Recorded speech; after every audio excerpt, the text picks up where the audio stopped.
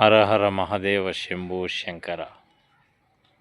ఆ శివుని యొక్క దేవాలయంలో శివనామ స్మరణతో మారుమురుగుతున్నది.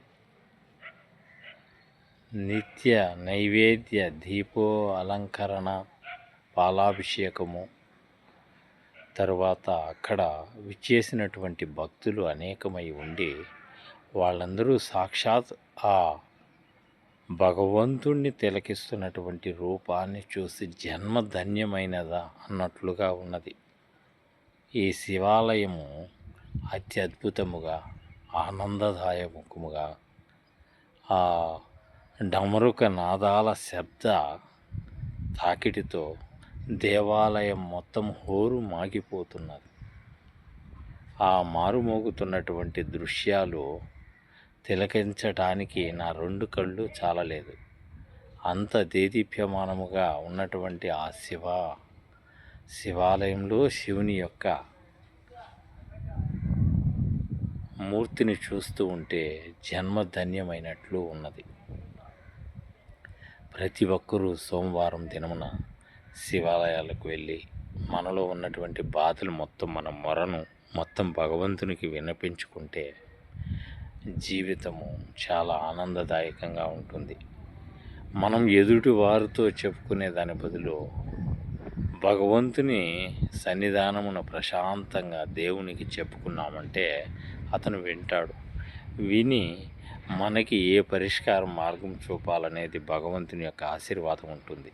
ఖచ్చితంగా మనకి భగవంతుని యొక్క ఆశీర్వాదం ఉంటుంది. కావున సోమవారం ఈ దినమున శివాలయాలకు వెళ్ళి మన మనస్ఫూర్తిగా భగవంతుని ధ్యానించుకొని మనము, మన పరివారము, మన ప్రతి ఒక్కరూ బాగుండాలని కోరుకొని వచ్చినట్లయితే ఆనాడు మొదలైనటువంటి మన జీవిత ప్రస్థానము మనం ముగిసే వరకు దేవుని యొక్క కృపతో ఆనందదాయకంగా, అత్యద్భుతంగా ఉంటుంది.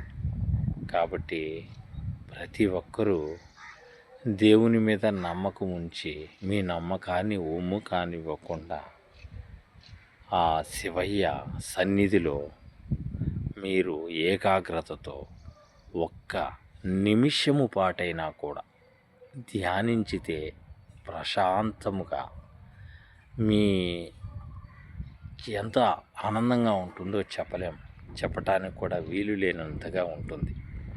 కాబట్టి ప్రతి ఒక్కరూ దేవాలయాలకు వెళ్ళి ఆ శివనామస్మరణతో శివుణ్ణి దర్శించుకొని శివయ్యకు మనలో ఉన్న బాధలు చెప్పుకొని అన్నీ వివరముగా అతను వివరిస్తాం కదా.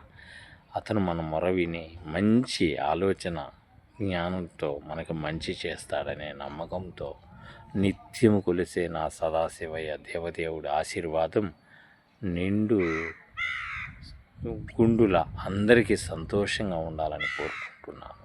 హర హర మహాదేవ శంభో శంకర, శంభో శంకర, శంభో శంకర.